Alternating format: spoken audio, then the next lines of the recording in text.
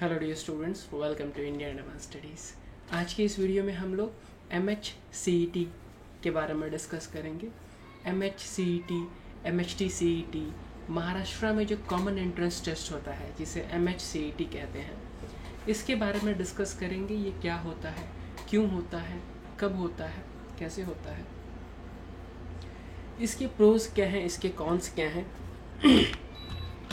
आप MHCET का examination कब दे सकते हैं, इसकी एलिजिबिलिटी क्या है, जो बच्चे इसको दे सकते हैं वो कौन है, क्या सिर्फ महाराष्ट्र के बच्चे दे सकते हैं या बाकी राज्यों के बच्चे दे सकते हैं, या फिर MHCET हार्ड है या इजी है, कैसे आप प्रिपरेशन कर सकते हैं, कैसे ज़्यादा मार्क्स सिक्योर कर सकते हैं। MHCET के बारे में आप इस वीडियो को एक कंप्लीट मास्टर क्लास कह सकते हैं। तो मैं इस वीडियो में आपको स्टेप बाय स्टेप बताऊंगा कि कैसे आप MHCET 2000 हर एक साल का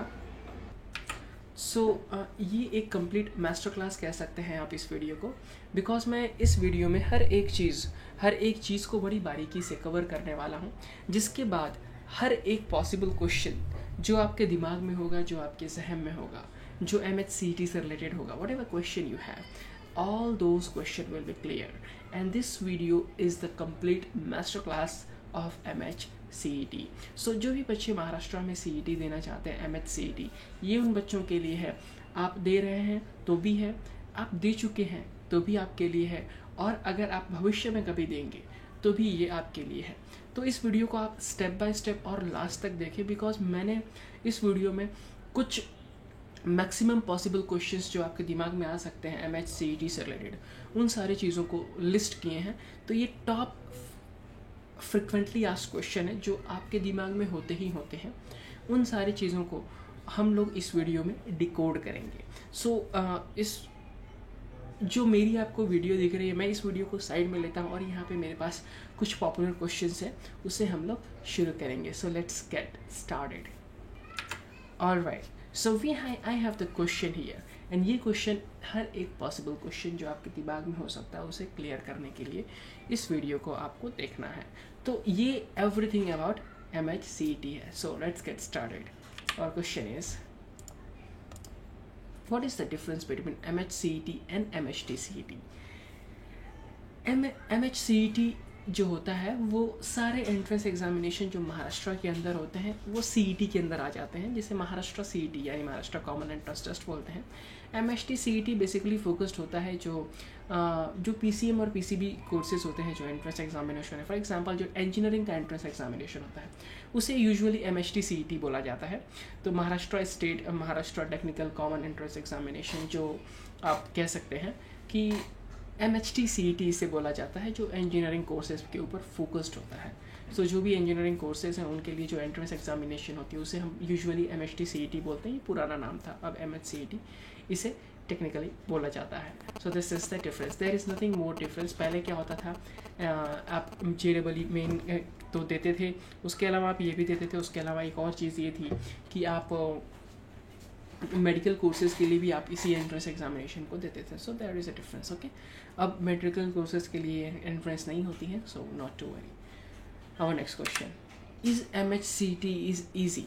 क्या MHCET ईजी है? महाराष्ट्र का जो कॉमन एंट्रेंस एग्जामिनेशन है वो ईजी है? अगर मैं ना बोलूँ तो कैसा लगेगा? ये ईजी है, बट ये ईजी नहीं भी है। The reason is, it is very much easy for the people जो preparation कर रहे हैं, who are dedicatedly preparing for the entrance examination. उनके लिए बहुत easy है, because they are sacrificing their time, their health, their precious time, their enjoyment for preparing the MHCET entrance examination. But ये उन लोगों के लिए बहुत ही hard है जो प्री एग्जामिनेशन के लिए प्रिपेयर नहीं कर रहे हैं। तो सिंपल सी यहाँ पे एक छोटी सी चीज़ ये है कि अगर आप प्रिपेयर नहीं कर रहे हैं, so definitely it is hard for you, and if you are preparing it definitely it is not hard for you. So vice versa ये है सिंपल सा कॉन्सेप्ट कि जो प्रिपेयर करता है उनके लिए ईजी है, जो नहीं प्रिपेयर करता है उनके लिए हार्ड है। तो ये पर्सन टू पर्सन डिफर कर सकता है। So next question, what is MHCET examination?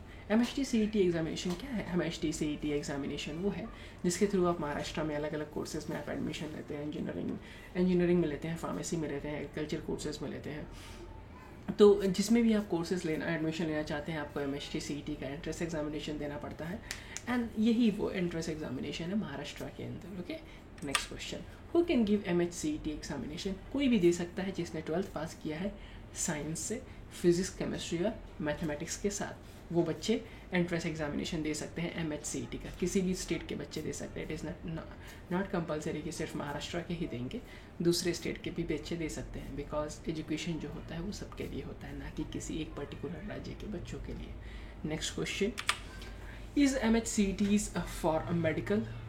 No, it is not for medical इस साल या फिर कुछ कई सालों से। 2016 के बाद से MHCET मेडिकल के लिए नहीं है, अब सिर्फ नीट एंट्रेंस एग्जामिनेशन है, जो national eligibility cum entrance test जिसे कहते हैं, वो एंट्रेंस एग्जामिनेशन है, और इसके थ्रू आप एडमिशन ले सकते हैं मेडिकल कोर्सेज में। इससे पहले जो है MHCET के मेडिकल कोर्सेज के लिए एंट्रेंस होती थी, और उसके थ्रू बच्चे MBBS और BDS कोर्सेज पर एडमिशन लेते थे, यानी स्टेट लेवल होता था। अब ये स्टेट लेवल नहीं है। Next question, is CET is easier than NEET? Okay, first of all MHCET जो है वो नीट के कंपैरिजन में इजी होता है, बट दोनों का मोटो अलग अलग है। नीट जो है वो national eligibility cum entrance test है, जो मेडिकल के कोर्सेज के लिए एडमिशन लेने के लिए होता है, वेदर CET जो है वो मेडिकल कोर्सेज के लिए एडमिशन नहीं होता है इसके थ्रू। तो ये इजी और हार्ड का मुझे कॉम्बिनेशन समझ में नहीं आया यहाँ पे आपके क्वेश्चन का, बट आई विल से दोनों को कंपेयर करना गलत है, बिकॉज एक जो है वो अलग चीज़ है, दूसरी अलग चीज़ है, और दोनों के दोनों अलग अलग चीज़ों के लिए होते हैं, उनकी डिफ़िकल्टी लेवल डेफिनेटली अलग हो सकती है। Next question, what is good score in MHT CET? Good score, कोई भी स्कोर गुड होता है अनटिल अनलेस आपसे कोई ऊपर ना लाया हो। एग्जाम्पल, जिन बच्चों ने सबसे ज़्यादा मार्क्स सिक्योर किया है उन्हें मनचाहा एक कॉलेज मिल सकता है, मनचाही स्ट्रीम मिल सकती है, बट जिन बच्चों ने कम मार्क्स लाए हैं उनके लिए गुड स्कोर कोई गुड स्कोर नहीं है। सो डेफिनेटली हर साल एक नया गुड स्कोर होता है, बट मैक्सिमम जो मार्क्स लाते हैं वो ही गुड स्कोर कहा जाता है। Next question, what is MHCET examination for? Definitely ये क्वेश्चन हमने पहले किया है। जो भी MHCET एग्जामिनेशन है वो इसके थ्रू आप इंजीनियरिंग में, फार्मेसी में, एग्रीकल्चरल कोर्सेज में आप एडमिशन लेते हैं थ्रू आउट महाराष्ट्र स्टेट के अंदर। नेक्स्ट क्वेश्चन, इस text book enough for MHT CET? Usually जहाँ तक देखा गया है ज़्यादातर क्वेश्चंस टेक्स्ट बुक से ही आते हैं, एक्जैक्टली सेम HSC के टेक्स्ट बुक से आते हैं, बट कुछ वेरिएबल्स, कुछ नंबर्स बदल सकते हैं, जैसे कुछ न्यूमेरिकल नंबर्स हैं जो थोड़े थोड़े चेंजेस किए जा सकते हैं पर जहाँ तक ट्राई किया गया है, देखा गया है, वहाँ यूजुअली आपके 11th और 12th की जो टेक्स्ट बुक्स होती हैं, यूजुअली 12th की टेक्स्ट बुक से ही वहीं से सारे के सारे आपके जो क्वेश्चंस हैं वो आते हैं। सो text book is yes definitely it is enough, but अगर आप MHCET के साथ साथ आप JEE मेन की तैयारी कर रहे हैं, I will not say text book is enough. You have to refer some external resources too. Okay, so next question, can we write MHCET twice? Yes, आप एक बार नहीं 2 बार भी लिख सकते हैं, 3 बार भी लिख सकते हैं MHCET, just for improving the numbers। बहुत सारे बच्चे लिखते हैं, पर मुझे ऐसा नहीं लगता है कि बार बार इस एंट्रेंस एग्जामिनेशन को आपको देना चाहिए। If you have given once, okay, no issue. You have limited amount of time in your life, और इतनी छोटी सी ज़िंदगी में आप अगर 12th के बाद MHCET बार बार दे रहे हैं, it is not creating any sense. So मेरा ये कहना है कि आपने जितनी मार्क्स भी सिक्योर किया, दैट्स ओके, टेक एडमिशन, किसी न किसी कॉलेज में पढ़ ले, बट बिलीव मी उस कॉलेज में आपको अगले 5 साल 6 साल जो भी 4 साल है, you have to work very much harder कि आपका प्लेसमेंट अगर कॉलेज से नहीं हुआ तो it will be very much hard for you to get कोई आपकी ज़िंदगी की कोई गारंटी नहीं है कि आप जो है कॉलेज ही आपको प्लेसमेंट देगा। If you have capability, no one can stop you can always achieve further in your life. Okay, so next question, is MHCET compulsory for BSc? No, it is not compulsory. In fact BSc के लिए कोई entrance examination देने की ज़रूरत नहीं है Maharashtra state के अंदर। सो डेफिनेटली MHCET के लिए आपको एग्जामिनेशन मतलब BSc के लिए देने की ज़रूरत नहीं है, so you should go without MHCET, so it is not necessary. Okay, next question. Okay, so can PCB students give CET? PCB students can give CET for the courses who are not, where mathematics is not compulsory. So I don't think PCB students can give CET currently. Okay, so next question. Is CET examination is compulsory? CET examination is compulsory only for medical, that is, sorry, medical, I'm not telling medical. It's for engineering, pharmacy and agriculture and various other professional interest exam, professional courses. But I don't know आप किस course के बारे में बात कर रहे हैं. So you have to be specific for the particular course कि किसके लिए स्पेसिफिक है. Next question. Can I get admission in MBBS without NEET? Currently in India you can't get admission in MBBS without NEET. So simple question, answer is no, you can't. For which course CET is compulsory? Okay, we have the list of the courses like engineering, pharmacy and agricultural courses के लिए आपको CET देना ही पड़ता है, तो it is necessary for those courses. Okay, next question. Does MHCET have negative marking? No, MHCET के पास अंदर negative marking नहीं है. How many marks are required to clear CET? 1 mark. 1 mark. मतलब आपको 1 मार्क्स भी रहा ना, so you will get admission in any of the college whose and those college must have cut off 1 marks का. तो किसी भी कॉलेज में आप एडमिशन ले सकते हैं, एटलीस्ट आपके पास 1 मार्क्स होना चाहिए CET के अंदर. Next question. Is MHCET required for pharmacy? Yes, it is required for pharmacy.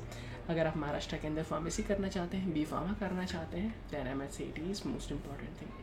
Okay, next question. Can non-Maharashtrian give MHCET? Yes, कोई भी दे सकता है. There is no compulsion. Okay. Next question. Is calculator is allowed in MHCET? क्या calculator allowed है MHCET examination में? No, it is not allowed. Calculator allowed नहीं है entrance examination. Okay. Next question. Can NRI give MHCET examination? Yes, NRI can give entrance examination. Next, which course comes under MHCET? There are various courses. I have already told. Engineering, pharmacy, agriculture courses आते हैं MHCET. What is good percentile for MHCET? Anything that is 99%? Depends. 70-80 percentile is good.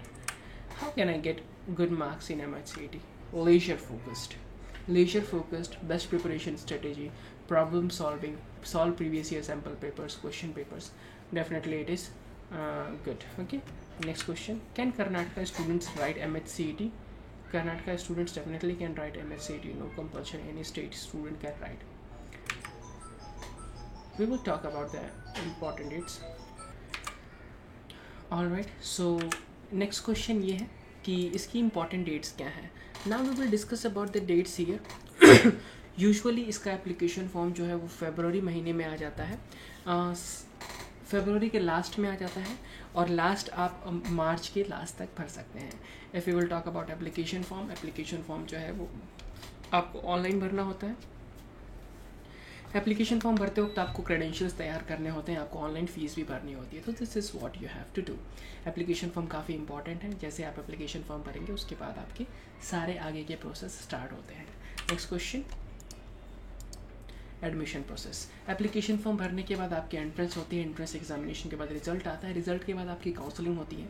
Counselling के बाद आपका admission process होता है. तो जिस जगह पे भी आपका सीट अलॉटमेंट है उस कॉलेज में आपने डॉक्यूमेंट्स लेके जाने हैं and then you have to update your documents there. And documents देने के बाद you have to fill the वहाँ का फॉर्म वगैरह भरने के बाद अपने सारे डॉक्यूमेंट सबमिट करने के बाद आपको रिसेप्शन में रिसिप्ट मिल जाती है. And this is how you have to fill the application form. काफ़ी सिंपल है, काफ़ी सेल्फ एक्सप्लेनेटरी है. डिस्क्रिप्शन में लिंक है, उसे ओपन कर सकते हैं या फिर जैसा मैंने स्टार्टिंग में आपको बताया किसी भी ब्राउज़र में google.com ओपन करना है और वहाँ पे आपको लिखना है